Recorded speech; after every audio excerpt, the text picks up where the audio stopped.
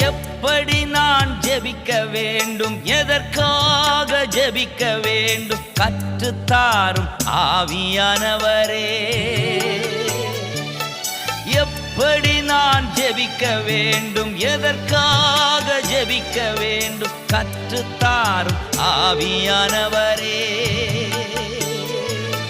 வேத வசனம் புரிந்து கொண்டு விளக்கங்களை அறிந்திட வெளிச்சம் தாரும் ஆவியானவரே.